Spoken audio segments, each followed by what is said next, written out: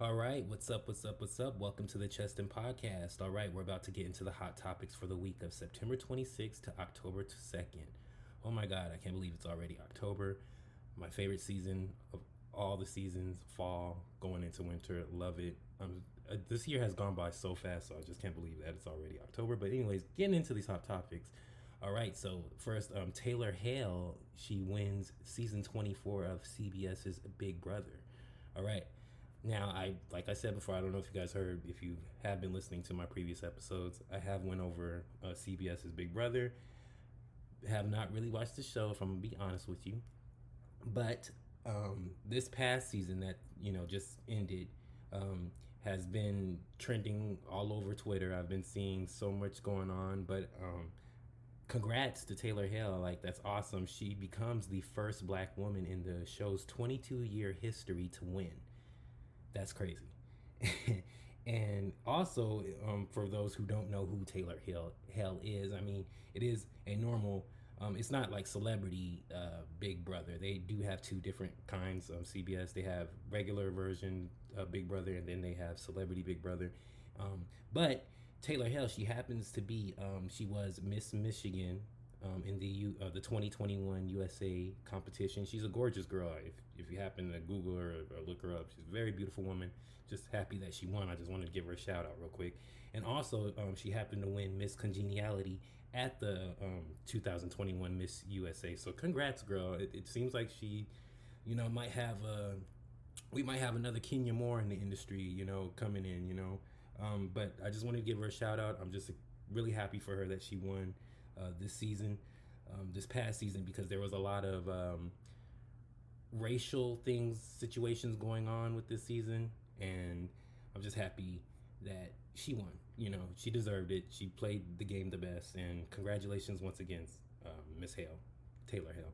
All right, going into the next topic. NASA successfully crashes spacecraft directly into an asteroid. All right, I don't know if you guys been paying attention to the news, but NASA, they decided to test to see if such technology could someday be deployed to protect Earth from catastrophic impact. So basically, they just saw some asteroids that were flying out in space, happened to be close to Earth, but they weren't coming, towards us to crash into us, but they happened to be close to us. So they decided, how about we test out if we have the technology, if we can even do something, if in the future a situation like that happens. And they did. They tested it out, and it was successful. They were able to crash the spacecraft directly into the asteroid. Meaning that they could break it up, make it smaller, so the impact won't be catastrophic and won't end the world. I don't know if you guys ever seen any movies like Armageddon, Deep Impact, where they had situations like that where an asteroid was coming to Earth.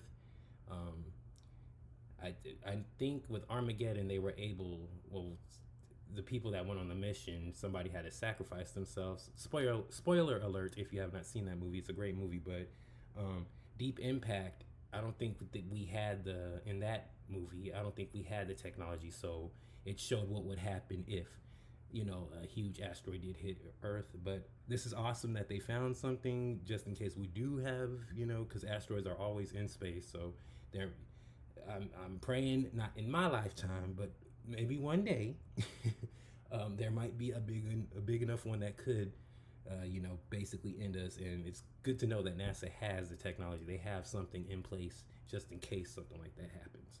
Awesome. All right, moving on. DAHMER, the Netflix series, drew the platform's biggest audience since Stranger Things season 4.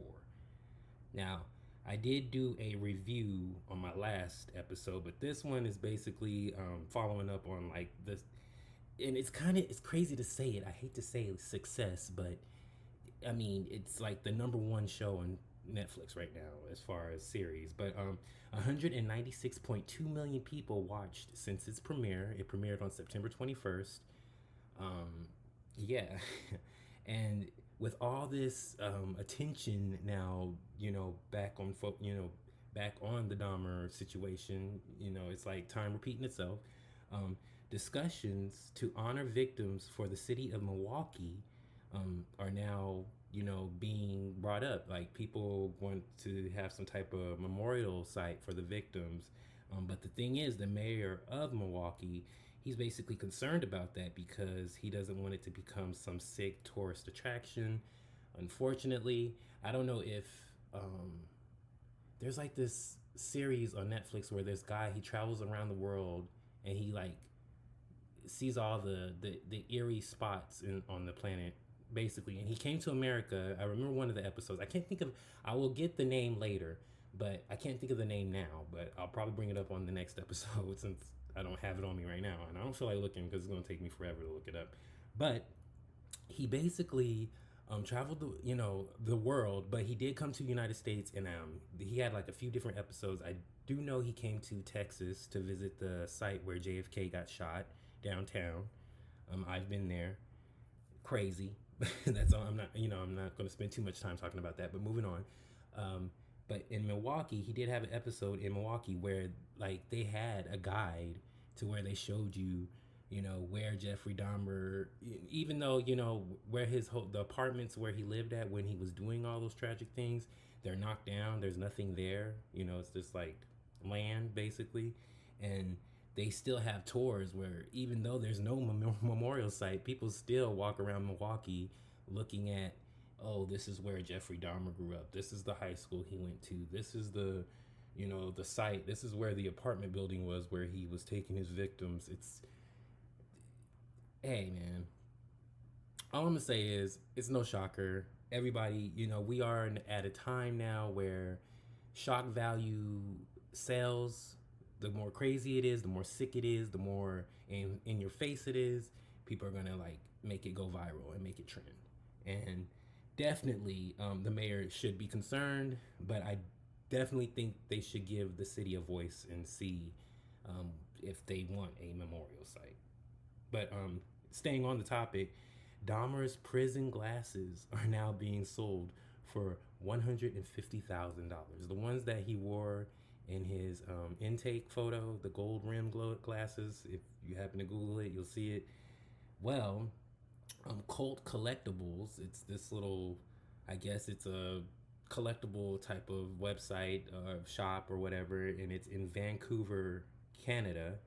And basically, they're the ones that are selling these prison glasses because of the success, once again, of the Dahmer Netflix series. Now that it's like all over the place, they want to sell these glasses for $150,000. And get this, they recently sold another pair of Dahmer's glasses in a private sale to a high profile buyer. This is just getting creepy. But I mean, we are in United States. Everybody has the freedom to be into whatever weird mess they want to be into, to stand whoever they want to stand, to, we're in that time. We're in that climate. So it's no shocker to me that people are going to idolize, glamorize. But they were doing it back then. If you watch the series, spoiler alert, once again, if you watch the series, people were sending him fan mail. So, I mean, like I said, for some reason in America, we have this sick obsession with shock value. Like whatever is just disgusting, we can't get enough of. We want to, it like goes viral. It sells for some weird reason. But anyways, moving on to the next topic. All right, I don't know if anybody have seen the Blonde movie that came out on Netflix. I was so freaking excited about it. I don't know if you've been to my pages. I used to, I was really been posting about it. I've been reading up on about it. I think my excitement came from the actress that played Marilyn Monroe in the movie, Ana de Armas. She's Cuban descent, and when I saw the photos and the trailers, she looked exactly like Marilyn Monroe. I'm gonna be honest with you, I've seen so many biopics or series with Marilyn Monroe either involved or she was the focal point of the story, and Ana de Armas, she's the most, I won't say spot on because there are like little things, if you really pay attention, there are little things that make her look different than the actual Marilyn Monroe, but that's the closest actress I've seen, to date, in my opinion, I've seen that looks like Marilyn Monroe, that played Marilyn Monroe. As far as the movie, the script of the movie, Did not enjoy it. Um, Maybe that's, I want to say like, oh, they basically painted a picture of, you know, okay, maybe I should say spoiler alert. Spoiler alert. I don't want to throw anybody off. You know, if you haven't seen the movie, it's up to you. If you want to watch it, you want to watch it. Go ahead and watch it. But from what I saw, because I did watch it, um, it was just a lot. It was a lot. It was basically focusing on all the bad things that you've heard about Marilyn Monroe, like if they were, a fact. But at the same time, maybe that's what it was back then, because a lot of scenes in the movie, it just, you got to remember, this was Hollywood, golden era, 1940s when she was trying to get in. This is when she started, doing the nude modeling was like in the 40s, like 45, 46. So 40s, 40s, 50s, women were basically meant to be seen, not heard in that day, in that day and age. And that's, you see that in the movie. You definitely see that the men don't listen to her. They all just want to, get in bed with her. You basically see. Now, I don't know. I can't say, because the author is based. Okay, the movie is based on the book Blonde, and the author of the movie, Joan Carol Oates, she even said herself that the book is not. It's fiction. It's not a biography. It's not. It does have true events that happened in Marilyn Monroe's life, but the interactions and the dialect in the story, the storyline is all made up, basically. So, um, like I said, it just, the storyline, I wasn't feeling it. It just seems like whoever wrote this movie or created this movie, it seems like they hated Marilyn Monroe, in my opinion. But nothing. I'm not taking anything against the actress that played her, Ana de Armas. She did a great job. To me, even with her accent, I mean, you could hear it a little bit, but she still did a great job to me as Marilyn Monroe. And I just feel like that movie doesn't really do her justice. It basically, everything. I mean, we've heard everything about Marilyn Monroe, and I'm sure you've heard mostly bad things. And that's what this movie basically showed. It just showed like she was out of her mind, and I don't think that was the case, because what I want to say is there's actually a documentary that came out this year, and it was by CNN, and the title of it is Reframed Marilyn Monroe. I highly suggest you watch that over Blonde, because in that Reframed documentary, first of all, they have documents, they have proof, they have like hard evidence that Marilyn Monroe wasn't just some dumb starlet that we think she was, some whore that was sleeping around Hollywood. I highly suggest you watch that documentary, because it will blow your mind. She was very aware, and she knew what she wanted, and she went for it, and she got it. Yes, did she sleep with some guys? Okay, but at the same time, once you watch the documentary, spoiler alert once again, if you do watch the documentary, she chose who she slept with. She just wasn't giving it up to anybody. Not saying that makes it any better, but at the same time, just because you like to have sex does not make you a bad person. If we're gonna be honest. If we're gonna be honest. But anyways, that's a whole nother story. Moving on to the next topic. The Hollywood Reporter reports Shakira set to go on trial in Spain for charges of tax fraud. This blew my mind when I heard this. I'm like, not Shakira. But yes, prosecutors are seeking an 8-year prison sentence and a fine if found guilty of tax evasion. Okay? I think the fine is like 150K, 200,000, something like that. But they're seeking an 8-year prison sentence. Okay? And this comes after Shakira, she basically denied any wrongdoing and rejected the plea deal with authorities. So this is what led to this trial. She now has to go to trial because that was the plea deal. The plea was to do an 8-year sentence. Well, no, that's actually, well, I don't know if the plea, that probably was part of the plea, and she just rejected it, and now they're going to go to trial.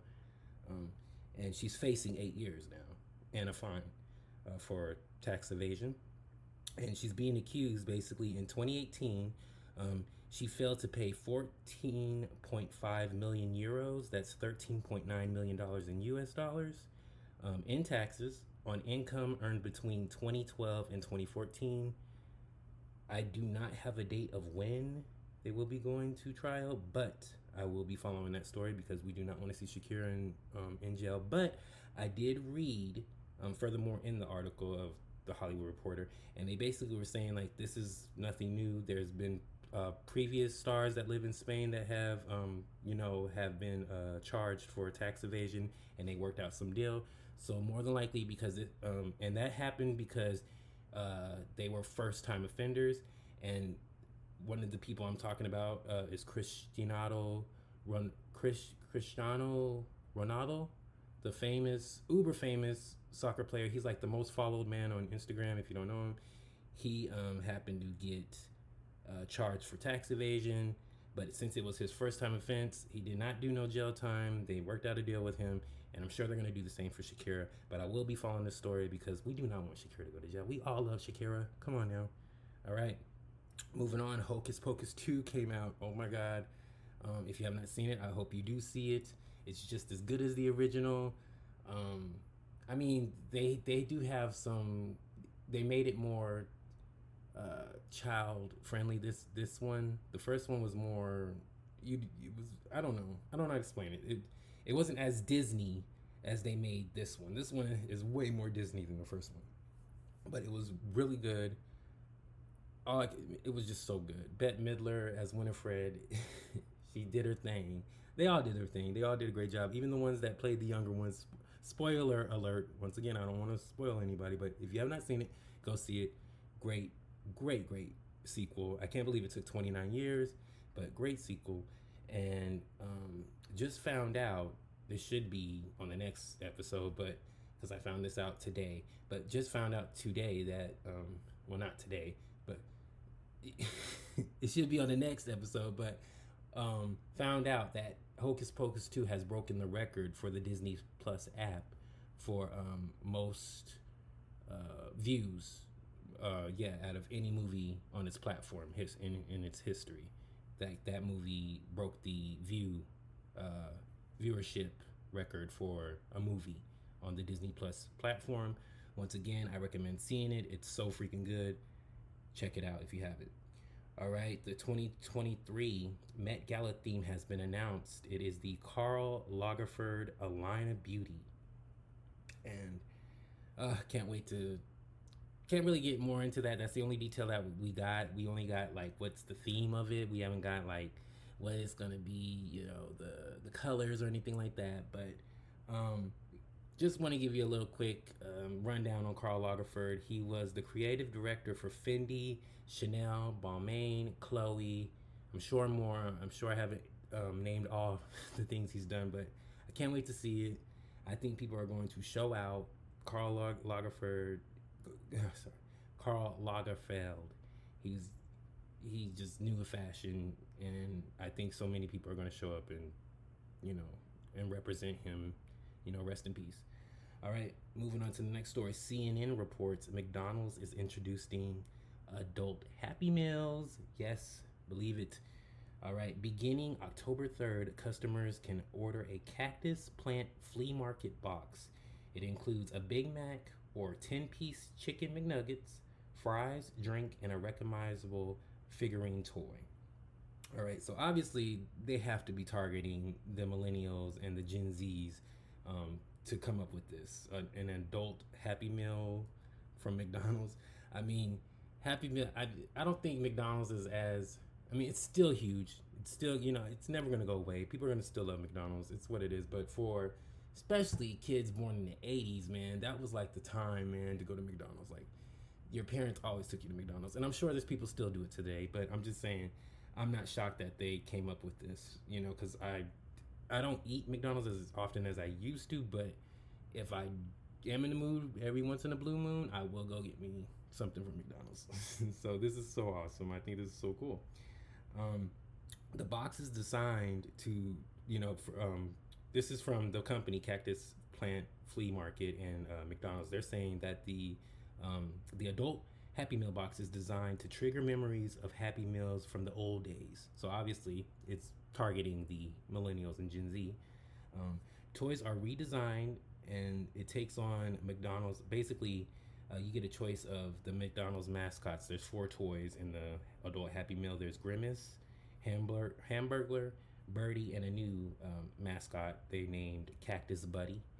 And the Cactus Plant Flea Market. It's a streetwear brand that has been popularized by Kanye West and Pharrell. So they're partnering up, and McDonald's has been doing this. They've had partnerships with J Balvin, Travis Scott, BTS. So this is nothing new. McDonald's, I think they're going in the future. They're going in the direction of what's the future. So partnerships, I think, is awesome. I think this is definitely going to sell. I think a lot of adults, like I said, millennials and Gen Z, are going to probably check it out. I'm going to check it out because I want to see what this is about. But I don't know. You only get a choice of Big Mac and 10-piece chicken nuggets. That's only 2 options. I don't know if I'm crazy about that. But just letting you guys know, beginning October 3rd, you guys can go. If any adults out there, you are more than welcome to go pick up an adult Happy Meal at McDonald's. All right, moving on. Taylor Swift will embark on a massive stadium tour in 2023.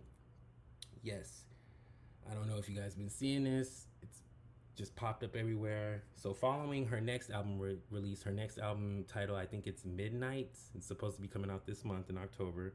This girl just be popping up with albums it's been like every year now. But The Sun is reporting that Taylor and Drake have recorded a secret song during the 2017 sessions for her album Reputation. And the collaboration will be released on her Reputation Taylor's Version album. And I'm assuming that's coming up pretty soon, but the word is she's been calling around every stadium, and she's been, planning to go on tour in 2023. That's the same time that Beyonce is doing her stadium tour. So this is going to be crazy. This is going to be like so many freaking tours are coming in 2023. We have Rihanna about to drop. We have Nicki Minaj about to drop. Like, there's going to be so many freaking tours in like 2023, 2024. It's about to be bananas. But I think this is the highest form of flattery by copying Beyonce. I mean, like Beyonce starts something, everybody wants to jump on the trend. Like, it's no lie. She's like the queen for a reason, for real, for real. Because Lady Gaga just finished her stadium tour, and once again, like I said, nobody was doing stadium tours until Beyonce started doing them. Bad Bunny's on the stadium tour. Like, whenever Beyonce does something, she changed the game. Like, literally. This is why I don't like seeing memes or anything on Twitter where people try to compare Beyonce to these new artists.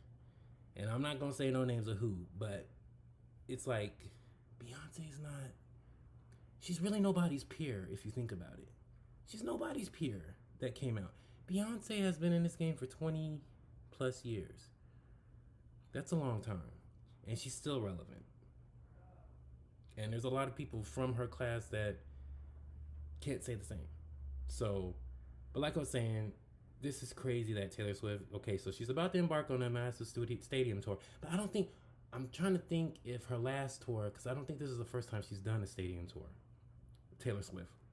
It doesn't matter. Beyonce was doing it before everybody else. Like, Beyonce made it, style. She made it like she, not saying, but Beyonce's not the first one. Tina Turner was doing stadium tours.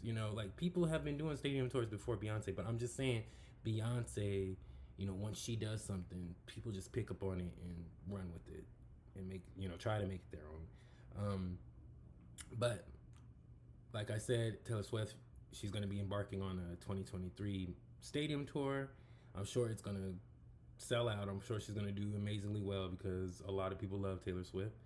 But like I was saying, she does have a song with Drake that was recorded in 2017, but it did not make the album. The song was cut for being too direct about foes Kanye West and Kim Kardashian. So she's about to put that on her re-released version of the Reputation album, Taylor's version. Can't wait to hear that. But a stadium tour. That is just crazy. Everybody's gonna, 2023 is gonna be so crazy. I hope you guys have your money like saved and ready because everybody's gonna be going on the road. But it's exciting. All right, well, that was all the hot topics I have for this week. We will be following up next week, same time, same place, every Tuesday. You know where to come. All right. So make sure we are now available. Well, this podcast, I am now available on Apple Podcast, Amazon Music, Spotify, YouTube. Just type in the Cheston Podcast. Make sure you subscribe, share, and like. Okay? And make sure you take care of yourself, take care of each other. We will do this all again next week. Hot topics. I might have a special guest. I'll let you know ahead of time if I do. Thank you. Make sure you follow me on Instagram, Facebook, Twitter, the Cheston Podcast. All right, same time next week. Take care. All right, I'm out.